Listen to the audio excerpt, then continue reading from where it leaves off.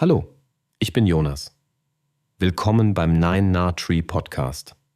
Heute werde ich das Buch zusammenfassen und besprechen, als Oma das Papier noch bügelte.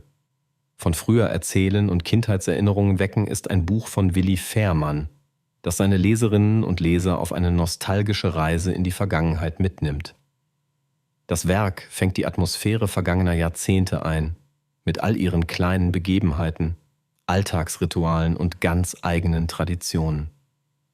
Fährmann gelingt es, diese scheinbar vergessenen Momente liebevoll und detailgetreu zu schildern, sodass Erinnerungen an die Kindheit wach werden und ein Gefühl von Geborgenheit entsteht. Das Buch lädt dazu ein, innezuhalten und sich an eine Zeit zu erinnern, in der vieles entschleunigter ablief und ein tiefer Zusammenhalt innerhalb der Familie und der Nachbarschaft herrschte. Es ist eine Einladung, in Erinnerungen zu schwelgen, aber auch den jungen Generationen Einblick in die Lebensweisen und Werte ihrer Vorfahren zu geben. Die Geschichten und Anekdoten bieten nicht nur Unterhaltung, sondern auch die Möglichkeit, das Bewusstsein für die Bedeutung von Tradition, Familie und gelebter Geschichte zu schärfen. Fährmanns einzigartiger Erzählstil sorgt dafür, dass Lachen ebenso wie Nachdenklichkeit ihren Platz in diesem Buch finden. Ein Werk, das Generationen verbindet und den Schatz persönlicher Erinnerungen in den Mittelpunkt rückt. Ich werde Ihnen die wichtigsten Erkenntnisse aus diesem Buch mitteilen. Erstens: Alltagsleben und Familiensinn. Ein zentrales Thema des Buches ist das Alltagsleben in vergangenen Zeiten, das durch Zusammenhalt und gegenseitige Unterstützung geprägt war. Fährmann beschreibt anschaulich, wie Familien früher ihren Alltag organisierten, von der Arbeitsteilung zwischen den Generationen bis hin zu den kleinen Ritualen des täglichen Lebens. Die familiären Bindungen waren oft ein wichtiger Rückhalt im Leben, und es wurde großer Wert darauf gelegt, Zeit miteinander zu verbringen. Die gemeinsame Zeit beim Abendessen, bei handwerklichen Tätigkeiten oder bei Festtagen stärken das Gefühl von Zugehörigkeit und Geborgenheit. Diese Erinnerungen sind mehr als bloße Nostalgie. Sie zeigen, wie wichtig soziale Bindungen für das persönliche Wohlbefinden sind und wie sehr sie uns noch heute prägen. Die Rolle der Großeltern als Geschichtenerzähler und Bewahrer der Familientradition wird hervorgehoben und gibt Impulse, sich stärker mit den eigenen Wurzeln auseinanderzusetzen. Zweitens: Kindheit zwischen Spielen und Verantwortungsbewusstsein. Ein weiteres zentrales Thema ist das Heranwachsen und die Kindheitserfahrung in einer Zeit, in der materielle Güter begrenzt waren und Kreativität sowie Eigenverantwortung großgeschrieben wurden. Fährmann erzählt von einfachen, aber einfallsreichen Spielen, dem gemeinsamen Erleben mit Nachbarskindern und der Freiheit, sich stundenlang in der Natur aufzuhalten. Zugleich mussten Kinder früh lernen, Verantwortung zu übernehmen, sei es im Haushalt, durch das Erledigen kleinerer Arbeiten oder das Unterstützen der Familie. Diese Mischung aus kindlicher Unbeschwertheit und Pflichterfüllung wird mit viel Empathie dargestellt und regt dazu an, über den Erziehungsstil und die Wertevermittlung in der eigenen Familie nachzudenken. Darüber hinaus schärfen die Geschichten das Bewusstsein dafür, wie prägend frühe Erfahrungen sind und wie sie die Persönlichkeitsentwicklung beeinflussen. Drittens: Traditionen und jahreszeitliche Bräuche. Ein bedeutender Aspekt des Buches ist die Pflege von Traditionen und Bräuchen, die das gemeinsame Leben strukturierten und festigten. Fährmann schildert detailliert, wie Feste gefeiert wurden, welche Vorbereitungen im Vorfeld getroffen wurden und welche besonderen Rituale zu bestimmten Jahreszeiten gehörten. Vom gemeinsamen Basteln zu Weihnachten über das Ernten im Herbst bis hin zu regionaltypischen Festen. Durch diese Bräuche wurde ein Gefühl der Verbundenheit geschaffen, das über Generationen hinweg Bestand hatte. Die Bedeutung von Ritualen als Halt im Alltag und als identitätsstiftendes Element wird eindrucksvoll verdeutlicht.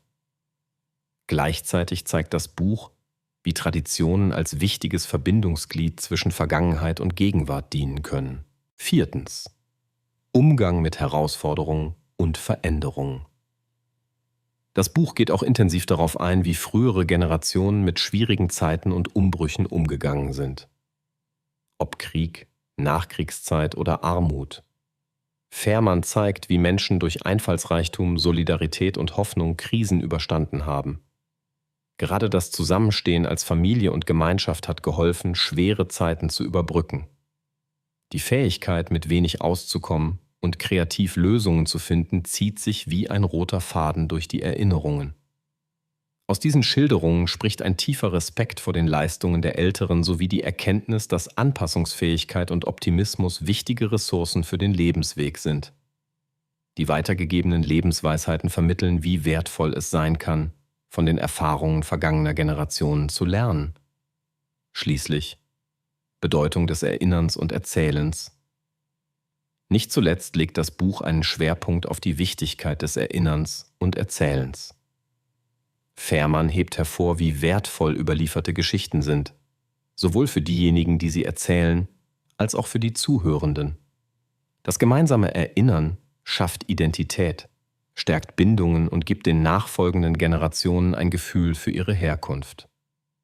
Das Buch ermutigt dazu, eigene Erinnerungen zu teilen und aktiv einen Beitrag zum Fortbestand familiärer und kultureller Werte zu leisten. Erlebte Geschichten werden somit zu einem Schatz, der nicht verloren gehen darf und das gegenwärtige Leben auf vielfältige Weise bereichert. Über das Teilen von Erinnerungen hinaus regt das Buch dazu an, sich Zeit für persönliche Gespräche zu nehmen und so das Miteinander in Familie und Freundeskreis zu fördern. Zusammenfassend.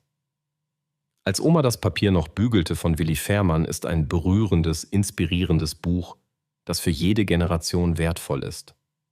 Besonders geeignet ist es für Menschen, die das Bedürfnis haben, sich an ihre eigene Kindheit zu erinnern, für Großeltern, die ihren Enkeln die eigene Vergangenheit näher bringen möchten, sowie für alle, die Interesse an gelebter Geschichte und Alltagskultur haben. Das Buch ist ebenso für Pädagogen und Geschichtsinteressierte geeignet, die nach authentischen Einblicken in die Lebenswelt vergangener Jahrzehnte suchen. Die Geschichten und Erfahrungen, die Fährmann teilt, bieten viel mehr als nur Unterhaltung. Sie sind lebendige Zeitgeschichte, die Werte wie Zusammenhalt, Kreativität und Durchhaltevermögen vermittelt. Wer dieses Buch liest, wird nicht nur an eigene Erinnerungen erinnert, sondern erhält Impulse, das heute bewusster zu leben und die Bedeutung traditioneller Werte für sich zu entdecken. Im Vergleich zu anderen nostalgischen Werken zeichnet sich Fährmanns Buch durch seine liebevolle Detailgenauigkeit und die einfühlsame Erzählweise aus. Es verbindet Generationen, regt zum Erzählen und Erinnern an und fördert so das Bewusstsein für die Bedeutung von Herkunft und Identität. Wer ein Buch sucht, das das Herz berührt, Inspiration für das eigene Familienleben liefert und dazu ermuntert, bewusst zu leben, sollte zu diesem Werk greifen. Der Kauf lohnt sich, weil es über nostalgische Rückblicke hinaus wertvolle Denkanstöße bietet, um das Leben mit mehr Wertschätzung und Gemeinschaftssinn zu gestalten. Wenn Sie unterstützen möchten, Willi Fährmann, können Sie das Buch über den Amazon-Link kaufen, den ich in der Podcast-Beschreibung angegeben habe. Lassen Sie mich nach dem Lesen des Buches wissen, was Sie davon halten und teilen Sie Ihre Gedanken mit. Bis bald.